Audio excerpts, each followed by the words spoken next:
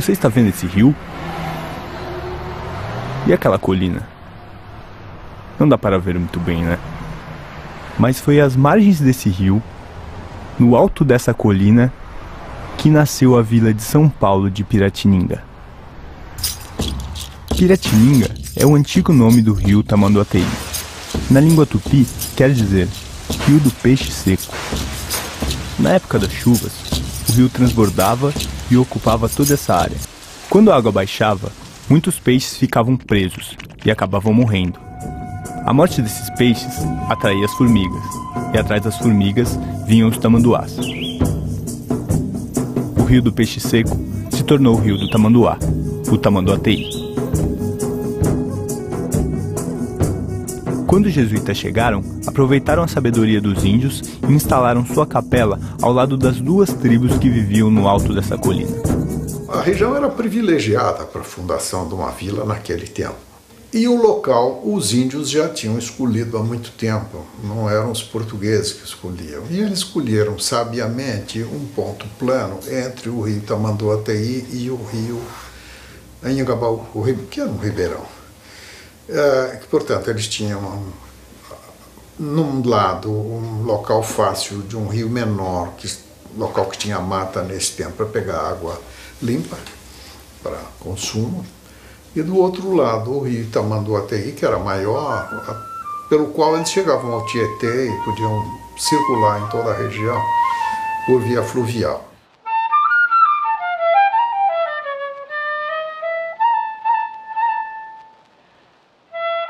Durante aproximadamente 300 anos, a vila de São Paulo só existiu por causa desses dois rios. Hoje, a maioria nem nota sua existência. A máquina fotográfica chegou a tempo de registrar as mudanças que essa paisagem iria sofrer.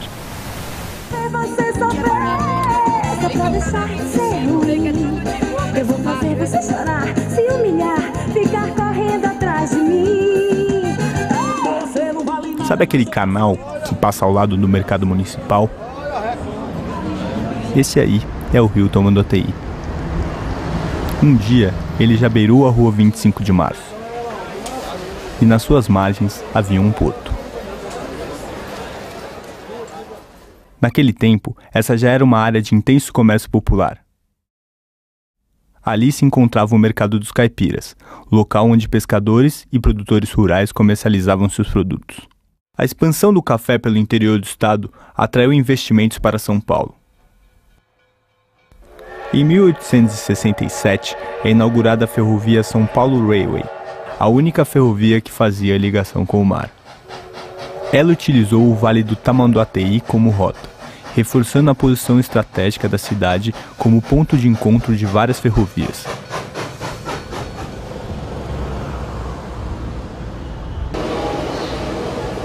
Esses trilhos marcaram a entrada do Brasil na modernidade. A velocidade da máquina transformou a vida na cidade e alterou de forma marcante sua relação com os rios.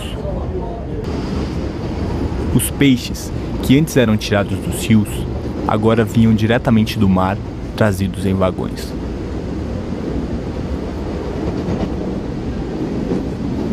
As distâncias se encurtaram e, pouco a pouco, Os rios, que eram a razão da existência da cidade, tornaram-se obstáculos ao seu crescimento.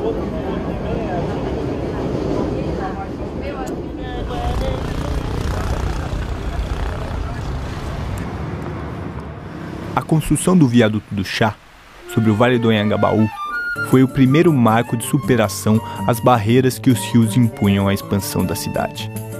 Todo feito em metal importado da Alemanha, ele ligou o Centro Velho aos novos loteamentos que surgiam a oeste da cidade.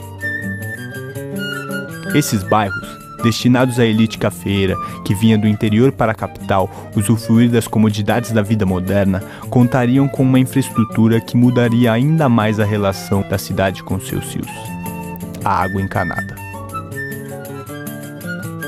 Para garantir o sucesso de seus empreendimentos, os loteadores fundaram em 1878 o primeiro sistema de abastecimento de água de São Paulo, a Companhia de Águas e Esgotos Cantareira.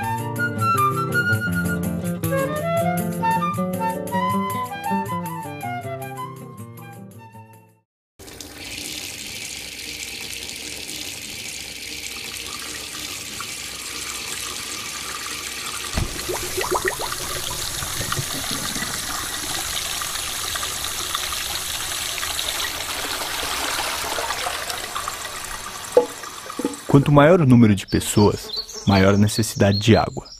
Quanto maior o consumo de água, maior o esgoto gerado. Esse esgoto era despejado nas várzeas dos rios que cruzavam a cidade, o que causava um grave problema sanitário.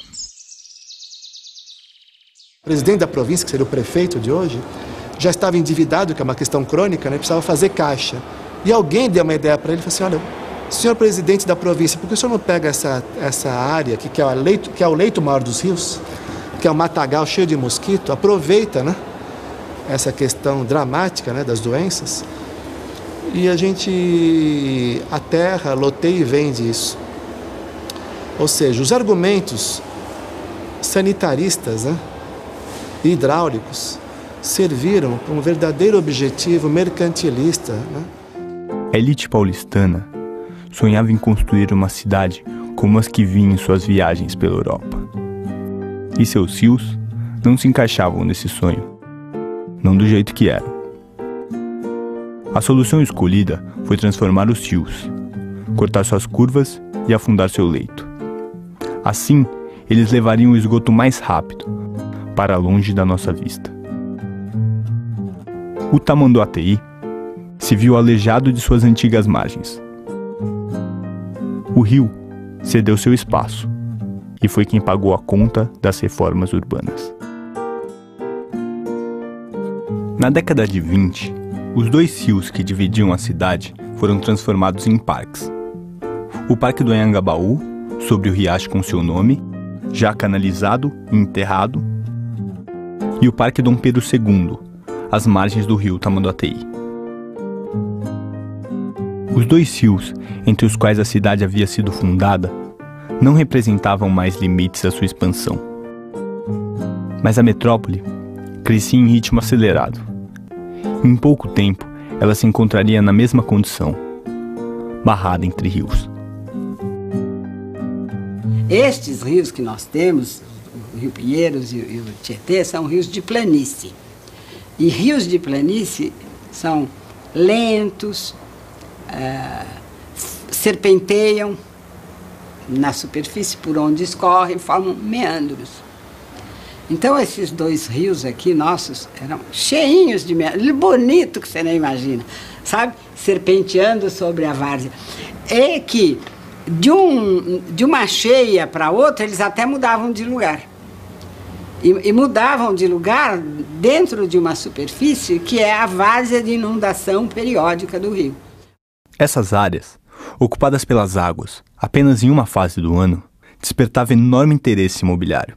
As inundações castigavam a população mais pobre que se submetia a morar nas baixadas, o que criava um transtorno político, que alimentava as discussões sobre a canalização do rio Tietê. Nós tivemos aqui em São Paulo, na Escola Politécnica, dois embates ideológicos. Um do grande engenheiro sanitarista chamado Saturnino de Brito, Francisco Saturnino de Brito, que projetou, por exemplo, os canais de Santos. Ele era presidente da Comissão de Melhoramento do Rio Tietê em 1920. E como presidente da Comissão de Melhoramento do Rio Tietê, ele propunha o seguinte, o resgate, que ainda dava tempo, da orla fluvial urbana, do primordial logradouro público da futura metrópole. Ele dizia o seguinte, que nós devíamos garantir a integridade do leito maior ou da várzea do Rio Tietê, que tinha uma largura média de 1 quilômetro a 500 metros. E, na verdade, para o Saturnino de Brito, toda a confluência de rio, aqui na metrópole de São Paulo, teria que ser formado um lago, como o Lago de Ibirapuera. Esse lago seria, na verdade, o coração, o núcleo aquático da formação de um cinturão de parque, né, com bosques e assim por diante. Então, essa era a visão sofisticadíssima do engenheiro Francisco Saturnino de Brito, que tinha como seu colega de trabalho, né, um antagônico também chamado Francisco Prestes Maia. O Prestes Maia fez o livro dele, o famoso livro, que é o embate ao Parque do Saturnino de Brito. Ele fez uma proposta que era o plano de avenidas para a cidade de São Paulo. Francisco Prestes Maia, junto com o Ulloa Sintra, eram técnicos que falavam o que os empreendedores queriam ouvir, que era realmente justificar o tal desenvolvimento da cidade de São Paulo através de um plano de avenidas radial concêntrico. Moscou tem um sistema radial concêntrico, Lyon tem um sistema radial concêntrico, Viena também tem, a famosa Ringstrasse, Paris também tem. Só que o Prestes Maia, de modo maroto, sonegou a informação que antes de fazer o sistema radial concêntrico de avenidas, Viena já tinha o anel ferroviário. E antes do anel ferroviário, que é a mãe da ferrovia, a hidrovia, Viena já tinha o anel hidroviário o Novo Danúbio. Paris também tinha o anel hidroviário formado pelo Sena, Saint-Denis e Saint-Martin. Moscou também tinha o anel hidroviário, para depois fazer o anel ferroviário. Ele sonegou, como se estivesse queimando etapa. Eu vou queimar a etapa, eu não vou passar pela hidrovia nem para a ferrovia. Vou fazer uma única modalidade para o cara não ter alternativa, para realmente vender os carros. Senão eu vou dividir, né? Não vou vender carro, vou vender trem, vou vender barco, né?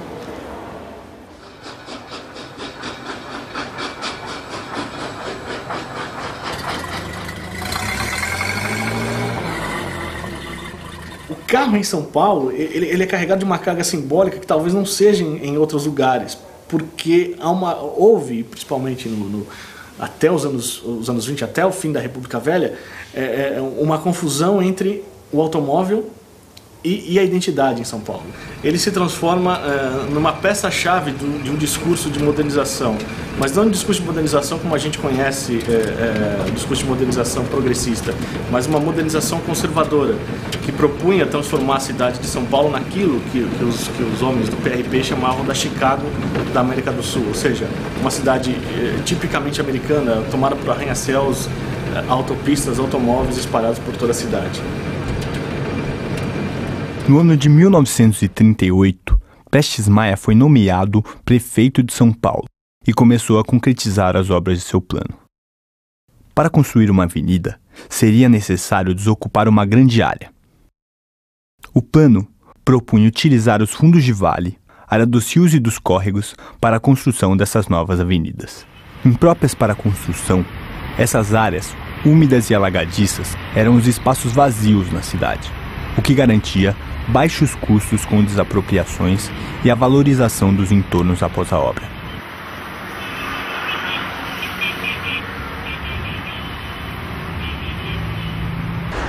As principais avenidas de São Paulo, como as marginais Pinheiros e Tietê, a Avenida do Estado, a 9 de Julho e a 23 de Maio, estavam propostas no plano de avenidas, plano que estruturou o modo de expansão da cidade. Prestes Maia ficou no poder até 1945. Neste período, ele finalizou a retificação do Tietê, construiu a Avenida 9 de Julho e realizou uma série de outras obras viárias com o intuito de abrir espaço para esse que prometia modernizar o país, o automóvel.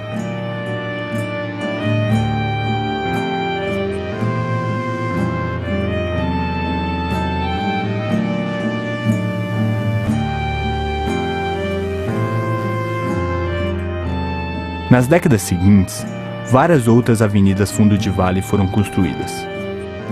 A cidade crescia, e a cada nova baixada, seu córrego era canalizado e transformado em avenida. O plano de avenidas inaugurou uma prática que se estabeleceu como modelo na estruturação da cidade, onde o espaço das águas se transformou no espaço dos carros.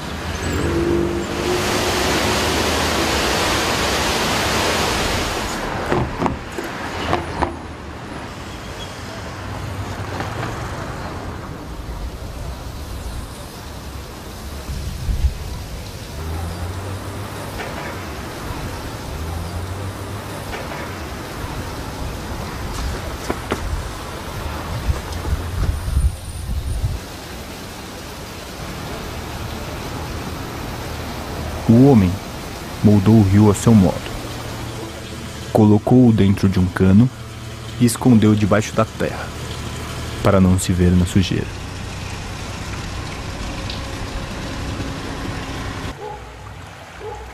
Mas isso não mudou a natureza do rio.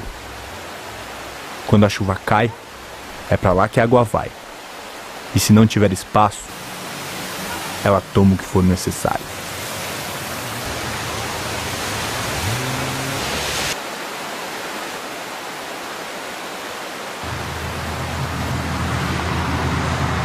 A urbanização de São Paulo foi uma coisa tão violenta que ocupou o lugar do rio. Então, enchente é coisa que nós inventamos, entende? Ela é produto da urbanização. O Tamanduateí, você vê, é um rio que nós chegamos nós utilizamos ali a seção hidráulica a mais confinada e a possível de se manter vazão, né? Quer dizer, é uma seção de concreto e uma parede vertical, né? Quer dizer, não tem mais como aumentar o rio ali. Nos anos 70, quando foi feito esse canal, a seção ali do Parque Dom Pedro II era considerada assim, olha, aqui para inundar, nós vamos precisar de uma vazão que ocorre em média uma vez a cada 500 anos. Hoje, essa vazão que era de 500 anos, certamente deve ter caído para 5. Já houve aí, recentemente, extravasamentos novamente no Parque Dom Pedro II.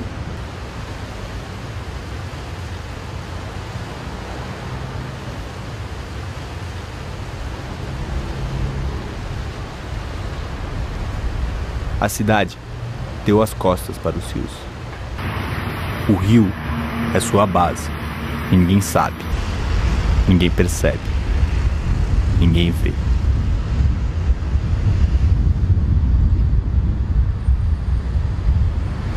A espinha dorsal dessa arquitetura da cidade são os rios urbanos. Quer dizer, se a gente realmente quer resolver o problema do rio, nós temos que resolver o problema do deslocamento.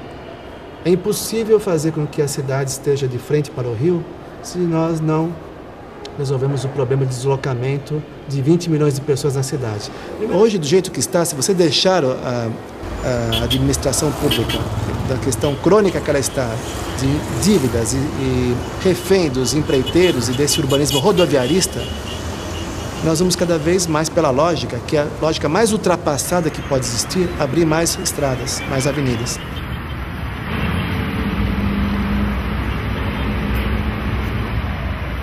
Seu acesso é perigoso. Seu contato proibido.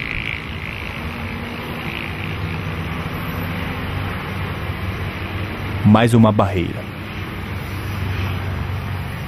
Mais uma ação que reafirma a única vocação que demos aos nossos rios.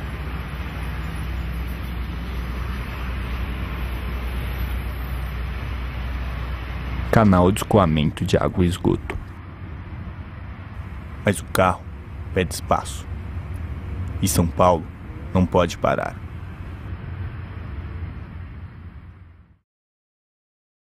Você está vendo essas colinas? Essas ainda dão para ver, né? Mas provavelmente, em pouco tempo, essa paisagem será profundamente alterada.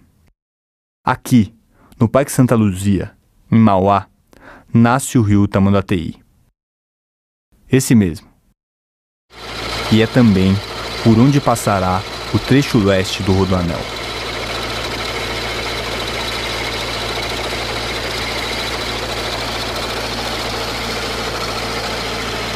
que está previsto o traçado do Rodoanel. Segundo eles, não passa na nascente. A nascente está um pouquinho mais abaixo, né?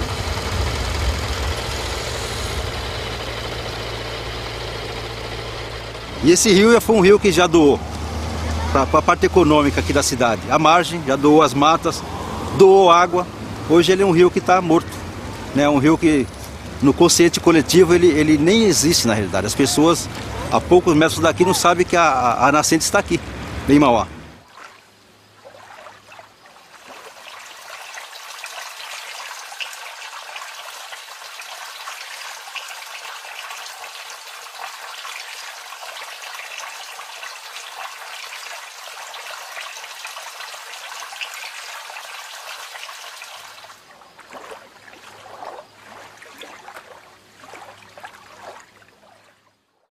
A fragilidade institucional do Brasil leva ao quê? A uma proeminência do privado sobre o público. Existe uma área pública, entrega-se a área pública para o privado, especulação imobiliária vence, ou então, olha, nós temos o dinheiro X para construir mais linhas de metrô. Não, vamos construir mais pistas na marginal, porque é bom para os automóveis. E você nota a grande tendência em se investir sempre, dar preferência sempre ao transporte individual. Nós estamos todos abduzidos por esse urbanismo rodoviarista. Todo mundo acha que precisa do automóvel, quando na verdade não precisamos.